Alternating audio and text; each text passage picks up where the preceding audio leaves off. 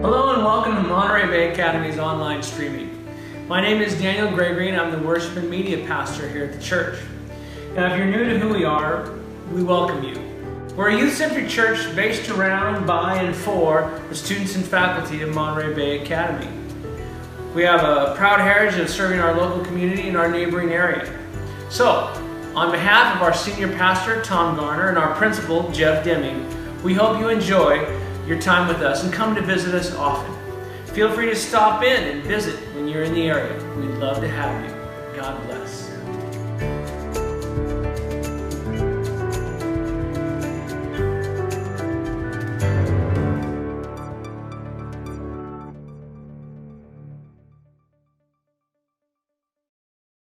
One day, there were two monks traveling down a road together. One an older, wiser monk, and one a younger, apprentice-type monk. They were traveling together, and they're walking down the pathway. And as they were getting close to where they were going to pass across the river, they saw that the river was at flood stage, or a lot fuller than it usually is. And so, as they approached the river, right next to the pathway, sitting on a rock, was a woman dressed in fine clothing, dressed very fine, hair done just perfectly. But she was sitting there looking across the river. The lament of wonder how she was going to get across was evident on her face, and the mumbling that came out of her mouth. After just a few seconds, the older, wiser monk picked her up, and he proceeded to wade through and cross over the part of the river where they needed to cross. Once on the other side, he set her down and continued on his way. Well, the younger monk who was following was just aghast at this display. And he began to mutter and to mumble and says, how could you defile yourself by touching a woman like that? Why would you carry her across? I can't believe you carried her across. Why would you do that? And on and on and on he began to question to the back of the monk who he was following. Finally, after a number of minutes of this going on, the older, wiser monk turned around and he looked at the young monk. And he said to him, I set the woman down by the river a mile back. Why are you still carrying her? I don't know what you've been carrying this week, but we have the opportunity to set them down at Jesus' feet and to come into his presence. Our Father in heaven, we want to set down everything that we're carrying. And we want to just recognize with renewed refreshment and enjoyment the peace you wish to fill us up with. So we thank you for welcoming us home, for gathering us together, and providing an opportunity for us to be here once again. In your name we pray. Amen. Good morning and happy Sabbath to Monterey Bay Academy Church, Monterey Bay Academy Homes, wherever you're listening to from. We're glad that you're here and glad that you're a part of this special Sabbath service with us today. Thank you so much for the opportunity to be with one another, even in this virtual way that we are. It's still wonderful to gather, to talk about God, to remind ourselves the blessings that he is to each one of us. Now, I don't know about you, but sometimes we seem to just carry things, and things seem to stay with us for a long time. There's a story of an old man who was a wise preacher. And there was a young man who seemed to, everything was going wrong in his life. There was one setback after another, one disappointment after another, one challenge after another. Struggles continued to come back and forth in his life.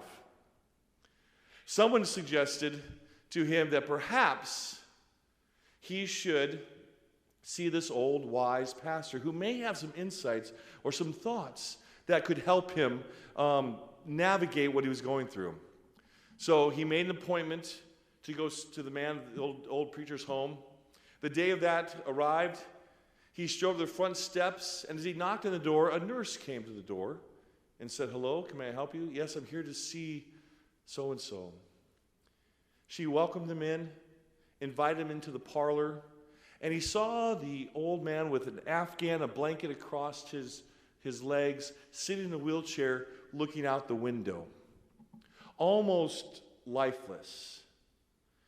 And the nurse said, he can hear you, feel free to talk to him. And while it may look like that not much is going on, he has all his faculties. He knows exactly what's happening. Go ahead, talk to him. Well, the young man began to pace back and forth, just extorting all his issues, all his problems, all his struggles, going on and on and on. And I can't believe why God is doing this. I can't see where God is at. I don't know what God wants of me. And out of the corner of his eye, he sees that the old preacher's mouth is moving. And so he looks and says, "What was that? Wait, what did you want to say?" Again, the mouth moved. I didn't hear that. Can you say it louder? And the younger man stepped closer and closer to the preacher. He said, "Wait, can you say it again?" And finally, he was so close that his ear was almost touching the lips of the old preacher. And the preacher said this words into his ear. He said, "Sometimes God whispers." You know, sometimes we hear all the din or the noise around us, and we forget to hear God whispering to us because of all that's circling us. And if you've ever been in that situation, if you've ever felt like that, if you've ever felt like that you were just surrounded by noise, then you're in great company because our heroes are experiencing that same thing. Come with me this morning for just a few moments as we dive into the story in 1 Samuel chapter 4. Now, I don't know about you, but some in our lives, we always seem to have some kind of nemesis. Something that's a constant thing that it just kind of comes after us and just needles us sometimes. It's like it camps out on your last nerve. And it could be a subject. It could be a sound. There's a lot of things that seem to be just kind of our nemesis in life. Well, for the Israelite family, their nemesis at this time of their history were the Philistines. Every time they turned around and wanted to try to get a step forward, the Philistines were there to knock them back a few more. Constant struggle to defeat them. Well, on this occasion, they thought it would be a good idea. In 1 Samuel chapter 4, our story unfolds for us. In the Old Testament, chapter 4, they have prophets or priests who are leading them. We've come out of Egypt through the Exodus of the 40 years. They've had Samuel and Eli. They're leading out now. And God is still with them in the tabernacle and the Ark of the Covenant, which you may have learned about, where God's presence is. And so they have this idea. There's a battle to be fought with the Philistines. And somebody has this idea to say, you know what? We need to take the ark with us in the battle. Now, this idea was not asked of God. This idea was not consulted with the priest. They just said, if we're going to defeat, we need to have this instrument with us. So they bring it out in the battle. The priests are there. Eli's son, who is the current high priest, and his sons are there. And they bring it out in the battle. And wouldn't you know it, during that battle, they're defeated once again. And the ark is captured. It's taken by their enemies. They're one of the symbols, one of the significant pictures of this body of people, of this group, is the Ark of the Covenant. Through history, their name was known that God was with these people. And they thought by taking this monument out with them, they'd be okay. So it's captured. The enemy has it. In this battle, people are killed. The Israelites suffer losses once again, including Hophni and Phinehas. Those were Eli's sons. They were also killed in battle. And the report comes back to Eli that this has taken place, that his sons were killed, and then the Ark of the Covenant. And the Bible talks about, and now we're going to the end of chapter 4, it talks about how he's so distraught, and he's a very large man, that he falls over and he dies. Possibly breaking his neck, and he dies, and he's dead along with his two sons. Now, another piece of the story is that Phinehas' wife goes into labor. She's going to have a baby, and she goes into labor. Upon hearing the news that her son and brother-in-law and father-in-law have all died, she goes into labor. It's a difficult labor, we assume, because she too is going to die after this. But under departing voice, her breath that comes out, she names the boy. And I want to get back to that. I want to jump over to Isaiah with you. Isaiah 43, verse 1. Isaiah 43, verse 1. I want to read that together. Now this is what the Lord says, the one who created you, Jacob, the one who formed you, Israel. Do not fear, for I have redeemed you. I have called you by name, and you are mine. Now understand that the Israelites are known by God. He named them.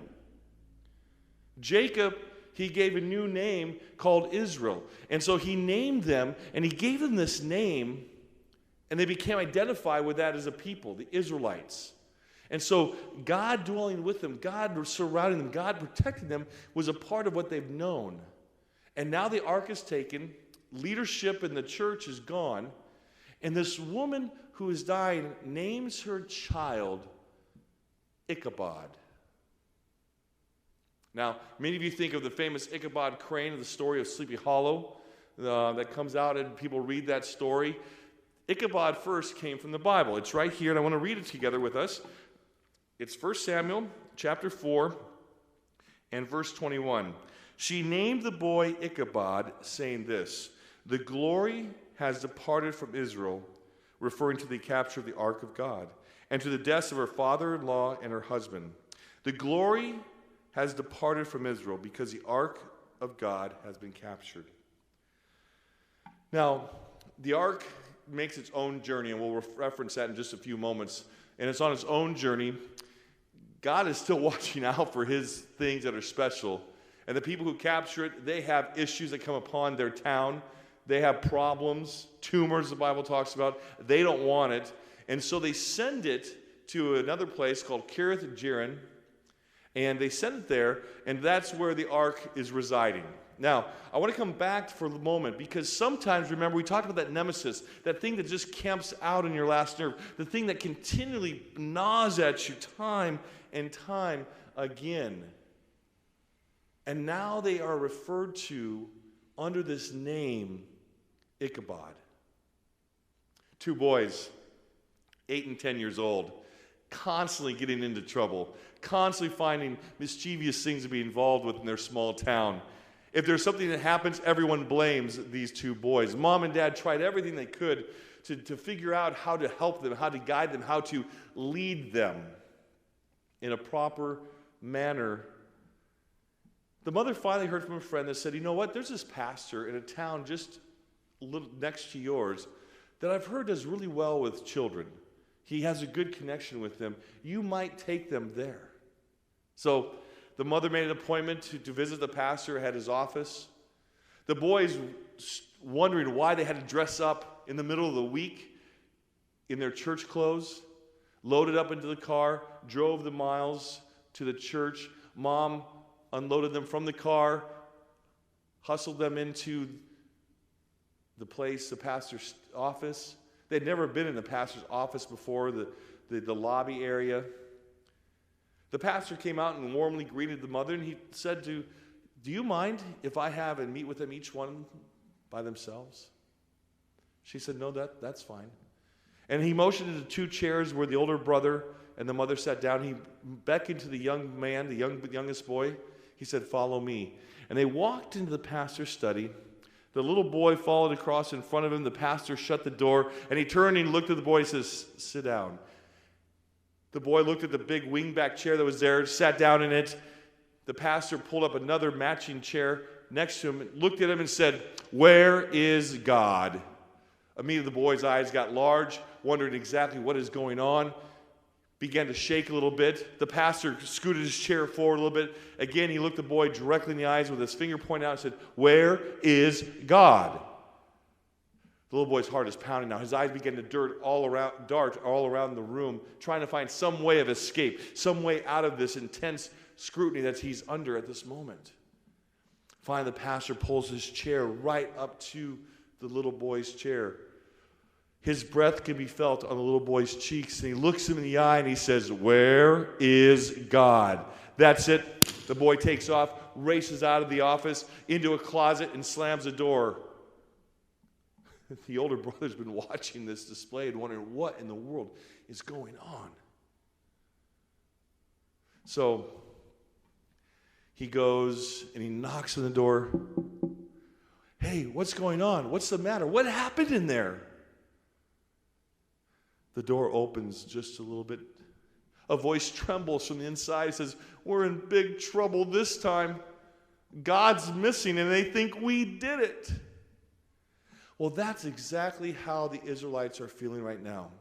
For 20 years, they experienced this name of Ichabod.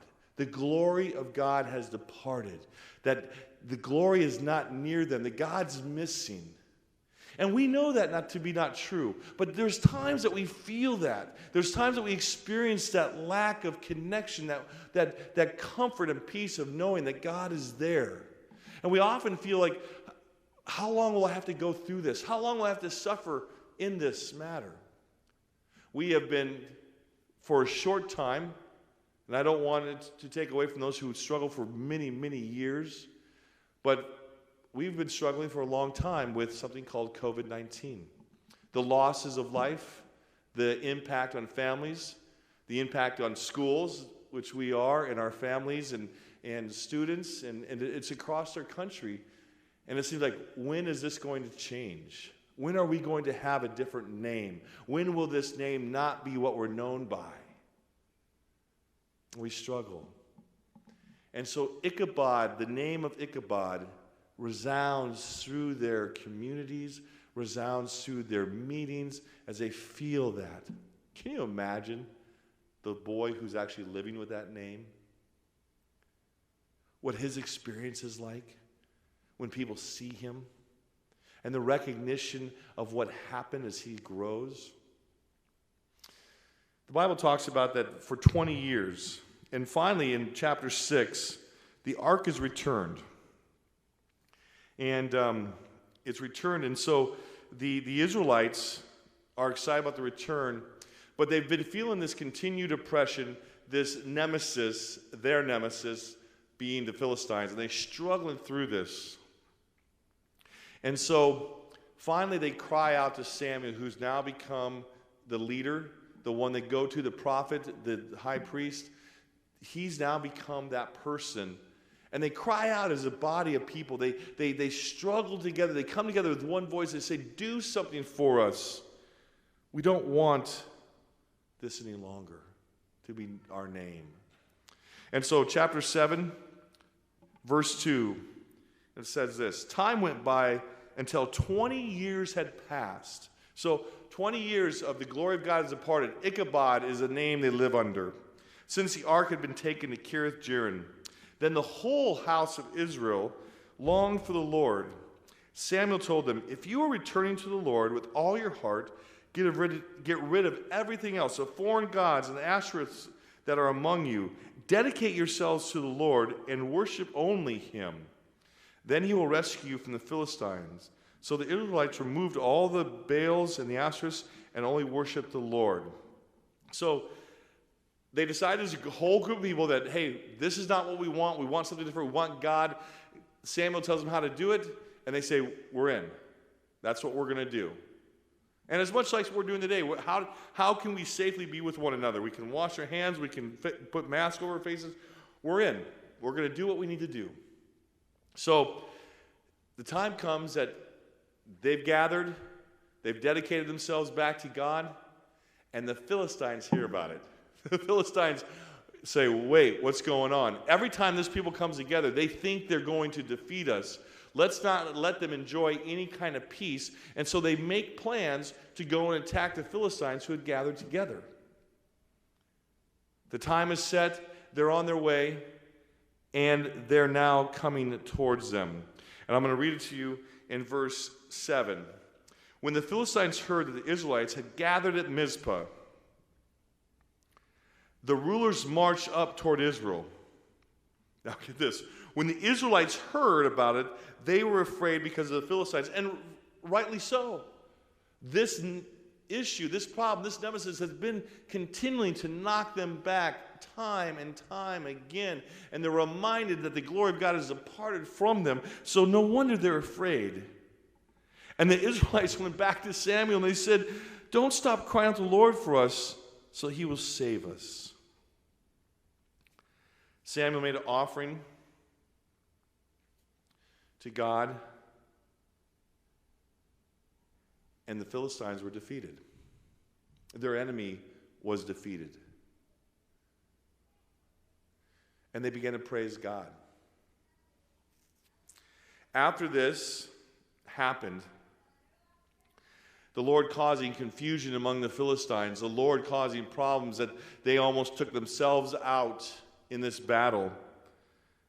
The Israelites were redeemed. Samuel took a small stone, he set it upright between Mizpah and Shen, and he named it this. He called it Ebenezer, saying, God has helped us to this point. Thus far, God has been with us, some other translations say. It's a monument set called Ebenezer, a new name. That God has helped us, that God is with us, that what we faced in the past, our Ichabod is over, and Ebenezer has now come. You may know the story of Ebenezer Scrooge in Charles Dickens' story, the Christmas story. Ebenezer came here first saying that God has been with us and will be at the end. One of my favorite stories, and I love it because of the choice made, comes when the height of struggle. Abraham Lincoln.